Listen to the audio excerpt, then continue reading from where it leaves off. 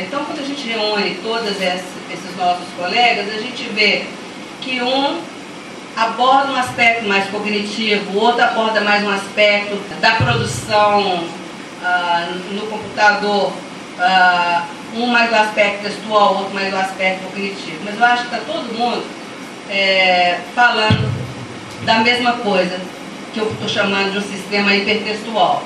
O Nelson tentou reproduzir na tela um mecanismo de produção de sentido que envolve como armazenamos informações e como recuperamos essas informações de forma significativa. Eu acho que então ele estava falando de um sistema complexo dinâmico envolvendo leitura e escrita com elementos inseparáveis. A ideia de Ted Nelson, então, guarda semelhança com a definição de texto como sistema complexo, que inclui tantas dimensões cognitivas como a materialidade do texto. E essa definição que eu trago é uma definição que Milton Nascimento desenvolvemos recentemente, que diz que o sistema complexo, texto como sistema complexo, um sistema complexo dinâmico, né, e adaptativo, onde interagem atores sociais, produtor, leitor, comunidade discursiva, cultura, e sistema linguístico em suas dimensões cognitivas, estruturais e discursivas, fazendo emergir sentidos. Então, os sistemas complexos, eles são complexos, não porque possuem vários elementos, eles podem até possuir vários elementos, mas eles são complexos pelas múltiplas interações entre seus componentes. São dinâmicos, né, estão em constante evolução, são adaptativos, porque eles têm a capacidade de organização, de estar constantemente revisando e reorganizando seus blocos construtores. E é também um sistema aberto, né? Ele é não linear, né? Porque seus efeitos não são diretamente proporcionais à causa, são caóticos, imprevisíveis e sensíveis às condições iniciais, ou seja, uma pequena mudança nas condições iniciais do sistema pode ocasionar grandes implicações em seu comportamento futuro. São abertos, são organizáveis, auto-organizáveis e sensíveis a feedback.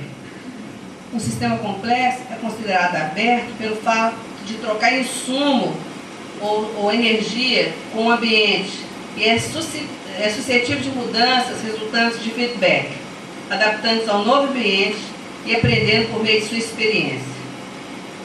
Ele também possui atratores estranhos e ele é fractal. O Holland, ele diz que os sistemas complexos possuem propriedades e mecanismos. Ele cita 4 propriedades. Uma delas é a agregação, né? Então, eu estou pegando lá o conceito dele, já tentando deglutir isso, pensando no texto como sistema complexo. Então, quando a gente produz um texto, a gente tem que agregar conteúdo, né? Estruturas linguísticas, lexicais, marcadores discursivos, adequados ao gênero que a gente seleciona. Também tem que adequar ao público, aos seus propósitos, e quando for o caso, escolher um título que contribua para essa agregação, né? Então, o texto ele tem uma propriedade de agregação, não só de palavras, ali na ordem da estrutura sintática, mas na ordem lexical e também discursiva. E o título é uma dos elementos que ajudam na agregação. Ele é não linear. Significa que o sistema não é a simples soma dos agregados, mas o produto desses agregados que é sempre maior do que a soma, devido às interações entre todos os elementos do sistema. Uma outra propriedade que o Holland elenca é o fluxo. E eu acho que a gente pode chamar fluxo de hipertexto.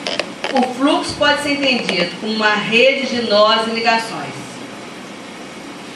Eu acho que essa rede de nós e ligações, ela se assemelha ao conceito de semiose de Peirce e se assemelha também ao conceito de hipertexto. Quer seja hipertexto entendido como propriedade mental de articulação de outros textos, esquemas, seja lá o nome que vocês quiserem dar, como da materialização ou num texto com pé de página, índice remissivo, ou o hipertexto, como a gente está tratando aqui na web, né? A outra propriedade é a diversidade. Segundo Holland, os sistemas complexos se caracterizam pela diversidade. Assim, e aí eu trago o raciocínio para nós aqui. Uma sociedade letrada, nós temos uma diversidade de gêneros de textos. E cada texto admite uma diversidade de leituras. Nos mecanismos, ele tem 3 mecanismos. O primeiro é a marca, né? O mecanismo de marcação que facilita a agregação. Um sistema complexo, ele tem mecanismos de modelos internos. Eu acho que no caso do texto, nós podemos dizer que são os esquemas de antecipação, os espaços mentais, né, os mecanismos textuais de previsão, de Lamarck trabalha com isso, né, os sinalizadores lexicais, pontuação, etc. E também os blocos constituintes, né, que é o terceiro elemento dele, mecanismo. Então, o ser humano, ele tem, isso aí é fala de Holland, tem a capacidade de decompor uma cena complexa em partes. E ao fazer isso, procura elementos já experimentados para reutilização. O Holland afirma que os blocos constituintes têm um caráter gerativo. Podemos usar um pequeno número deles para construir ou reconstruir cenas complexas e configurações. Isso posto, eu entendo que nós podemos dizer que o hipertexto ele é um fractal, porque a mesma propriedade que a gente encontra dentro de um texto, por exemplo, aquele primeiro exemplo lá, é um mapa semântico de um texto. Eu encontro na relação de um texto com seus hipertextos em toda a rede, na internet, por exemplo, numa biblioteca. Você vai lá no arquivo e você tem lá os indexadores que remetem para todas as instâncias da biblioteca. Bom, então concluindo, algumas conclusões preliminares é que a soma dos hipertextos é maior do que o todo. A redundância, que é uma outra característica do sistema complexo, é necessária, porque se um link não funciona, busca-se outro. É impossível prever o percurso de cada indivíduo, logo, é importante que se mantenha a diversidade de textos. Os hipertextos textuais podem suprir as lacunas dos hipertextos mentais. O ensino de produção de texto precisa incorporar o hipertexto e a multimodalidade.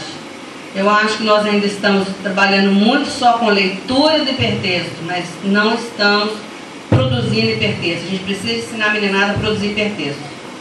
E essa produção, ela precisa ser sustentada por agência. Eu gosto muito desse conceito, Baseman, no último livro dele, que foi editado no Brasil, ele fala, né, na agência, tem que ter ação, né? E seguir as premissas do Schneiderman, do Ben Schneiderman, que ele diz que todo ensino deveria se basear no tripé: relacionar, criar e doar. Obrigada.